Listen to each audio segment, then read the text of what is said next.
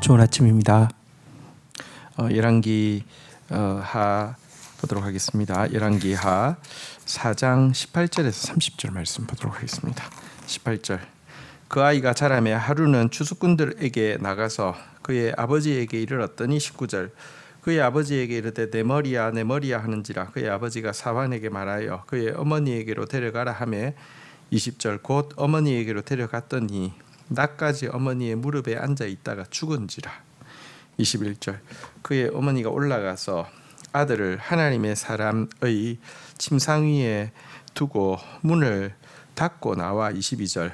그 남편을 불러 이르되 청하건대 사환 한 명과 나귀 한 마리를 내게로 보내소서. 내가 하나님의 사람에게 달려갔다 돌아오리이다 하니 23절. 그 남편이 이르되 초하루도 아니고 안식일도 아니거늘 그대가 오늘 어찌하여 그에게 나아가고자 하느냐 하는지라. 여인이 이르되 평안을 비나이다 하니라. 자, 하나님께서 이 정말 빈 마음으로 섬기는 이 수냄 여인의 그 세밀한 섬김에 대해서 그가 구하지 않아야 했지만 그에게 가장 필요한 거 아이를 선물로 주셨는데요. 이렇게 하나님의 선물로 태어난 아이가 어느 날 일사병으로 말미암아 갑작스럽게 죽는 사건이 일어나게 되었습니다. 너무 당황스러운 사건이죠. 자, 그런데 이런 청천벽력 같은 재앙 앞에서 수냄 여인이 어떻게 행하고 있는지를 우리가 읽은 본문이 보여주고 있는데요.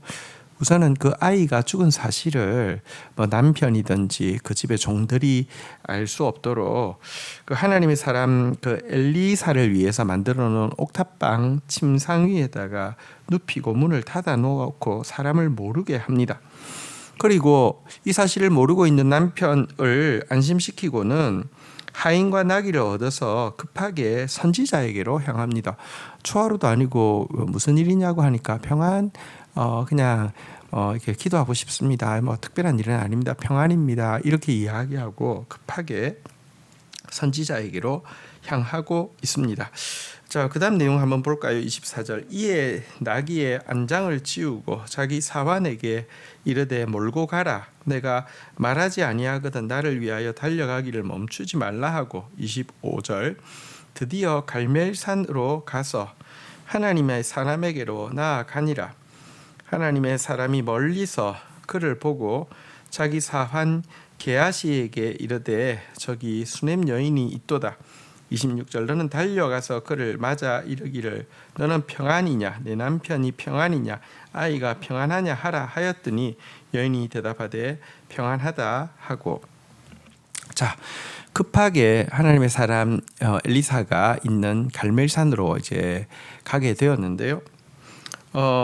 그런데 이제 그녀를 발견한 이제 엘리사가 게하시를 보내서 먼저 안부를 묻고 있습니다. 갑작스럽게 오니까요.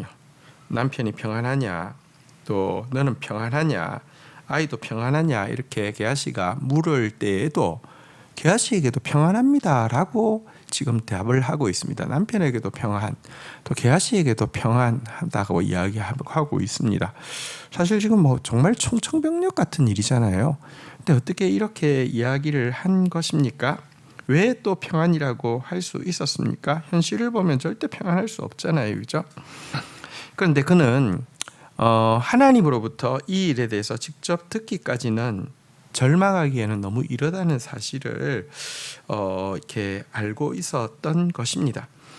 또 평안입니다, 평안입니다 그렇게 고백했는데 하나님께서 이 시련을 극복하게 하시고 평안을 주실 것이라는 믿음도 그녀 속에 담대하게 있었던 것 같습니다. 여러분, 우리가 한 가지 알아야 됩니다. 하나님의 은총을 받은 사람은요, 또한 그것을 관리할 수 있는 능력을 가지고 있어야 되는데요. 그것을 관리할 수 있는 가장 중요한 역량이 무엇이냐고 하면 믿음입니다. 여러분, 하나님 주신 것도요, 은혜의 선물을 주셔도 그걸 진짜 잘 관리하려고 믿음이 있어야 합니다. 근데 믿음의 표출이 뭐냐고 하면 평안입니다. 그래서 그녀에게는요, 하나님께서 이렇게 은혜의 선물을 주셨지만 그것을 관리할 수 있는 믿음이 있었고 그 믿음이 지금 평안으로 이 청정병력 같은 상황 속에서도 계속 평안입니다. 이런 고백으로 나오고 있는 것입니다. 자, 이제 27절 보겠습니다. 산에 이르러 하나님이 사람에게 나아가서 그 발을 아는지라 게하시가 가까이 와서 그를 물리치고자 하매 하나님이 사람이 이르되 가만히 두라. 그의 영혼이 괴로워하지만은 여호와께서 내게 숨기시고 이르지 아니하셨도다 하니라. 28절 여인이 이르되 내가 내 주께 아들을 구하더이까 나를 속이지 말라고 내가 말하지 아니하더이까 하니. 29절 엘리사가 게하시에게 이르되 내 허리를 묶고 내 지팡이를 손에 들고 가라. 사람을 만나거든 인사하지 말며 사람이 내게 인사할지라도 대답하지 말고 내 지팡이를 그 아이 얼굴에 놓으라 하는지라. 30절 아이의 어머니가 이르되 여호와께서 살아계심과 당신의 영혼이 살아계심을 두고 맹세하노니 내가 당신을 떠나지 아니하리이다. 엘리사가 이에 일어나 여인을 따라가니라. 자, 이제 남편에게도 평안, 또 게하시에게도 평안 이렇게 이야기했던 그녀가 드디어 엘리사 하나님의 사람 앞에 섰습니다. 사람 앞에 섰을 때 하고 있는 이야기, 내가 내 주께 아들을 구하더이까 나를 속이지 말라고 내가 말하지 아니하더이까 이렇게 이야기하면서 그의 발을 안았습니다. 여러분, 이 말은 아들의 죽음에 대해서 원망하거나 따지는 말이 아니었을 것입니다. 원망하기 위해서 하나님의 사람에게 다이렉트로 갔다고 하면, 따지기 위해서 하나님의 사람에게 다이렉트로 갔다고 하면 그 전에 평안이라는 말 절대 나올 수 없죠. 이 말은 하나님의 주권을 인정하는 것입니다. 아들을 내가 구하지 않았는데도 주신 분은 하나님이십니다. 하나님의 주권을 고백하는 것이고요.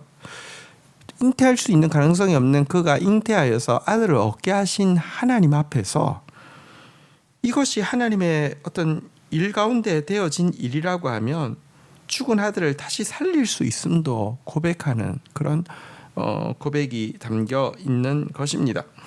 어쨌든 이 일을 통하여서 엘리사는 그 선물로 받은 아이가 죽은 줄 알게 되고요. 자기보다는 걸음이 훨씬 빠르고 또 젊은 게하시에게 자기의 지팡이를 주면서 인사도 하지 말고 인사도 받지 말고 다이렉트로 가서 그 아이에게 이 지팡이를 이제 그 아이의 얼굴에다가 그 놓으라고 명령을 했습니다. 자, 그런데 그녀가 무엇이라고 이야기합니까? 당신께서 가시기 전까지는 나는 떠나지 않겠습니다라고 하면서 엘리사가 직접 가야 된다고 이야기하고 있습니다. 여러분, 이것은 뭘까요? 그러니까 이 질서와 권위에 대해서 무시하는 것입니까? 그러니까 엘리사의 지팡이를 게하시에게 주면 어쨌든 엘리사의 권위를 그에게 맡겼기 때문에 하나님이 그렇게 일하실 수 있지 않습니까? 질서와 권위를 통해서 일하실 수 있지 않습니까? 이거를 무시하는 것입니까? 그런 차원이 아닙니다. 여러분, 선지자라고 해서 모든 것을 다 아는 것 아닙니다. 이 본문에 보면 자기 발을 안을 때에도 하나님께서 자기에게 알려주시지 않았다라고 엘리사가 이야기하고 있습니다. 자, 그런데 지금 그녀에게는요, 확신이 있었습니다. 평안의 확신이 있었습니다. 그러나 이 일의 통로가 엘리사가 될 것에 대한 또 확신도 있었습니다. 엘리사가 다 아는 것 아닙니다. 사실 게하시가 여러분 그것을 가져갔어도 역사하지 않을 확률이 많았습니다. 하나님은 권위를 통하여서도 일하시지만 또 그 권위의 통로가 되어지는 사람도 대단히 중요합니다. 사실 게하시가 어떤 사람이었는지는 아직 본문에 나타나지 않지만 우리가 뒤에 가면 알잖아요, 그죠?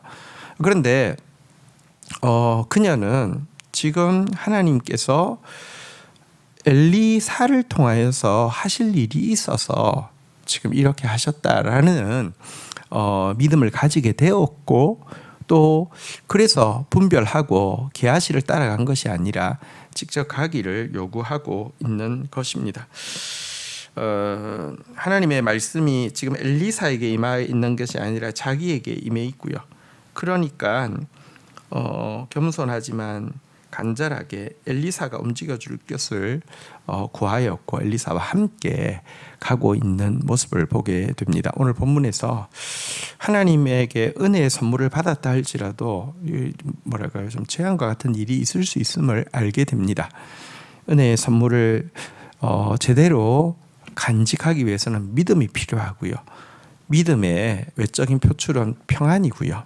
그리고 또 믿음이라는 것은 맹신과 뭐가 다르냐고 하면 대단히 하나님은 믿음이라는 게 덮어놓고 믿는 게 아니고 열어놓고 믿기를 원하십니다. 분별하고 하나님의 음성을 분별하고 이렇게 믿는 것이 바른 믿음이지요. 특별히 순함 여인에게서는 우리가 이렇게 특별히 분별력에 대해서 참 많이 생각하게 됩니다. 참 지혜로운 여인은 참으로 분별력이 있어야 된다는 것을 보여주는 이야기이기도 합니다. 주신 말씀 붙잡고 기도하며 나가도록 하겠습니다.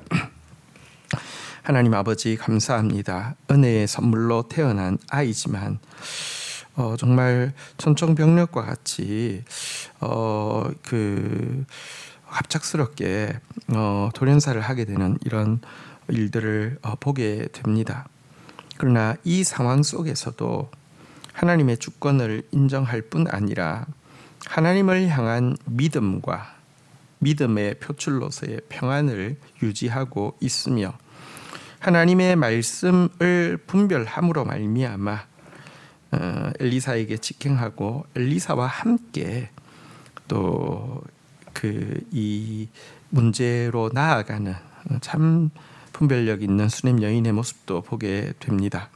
하나님, 저희들이 받은 은혜의 선물들을 참 믿음으로 말미암아 평안으로 말미암아 간직할 수 있는 저희들이 되어질 수 있기를 원합니다. 특별히 수냄 여인이 가졌던 하나님의 뜻을 향한 이 예민한 분별력, 저희들이 구체적인 상황 가운데 또 가지고 나아가는 그런 지혜자가 되어질 수 있도록 은혜를 더하여 주옵소서. 예수 그리스도의 이름으로 기도 올립니다. 아멘.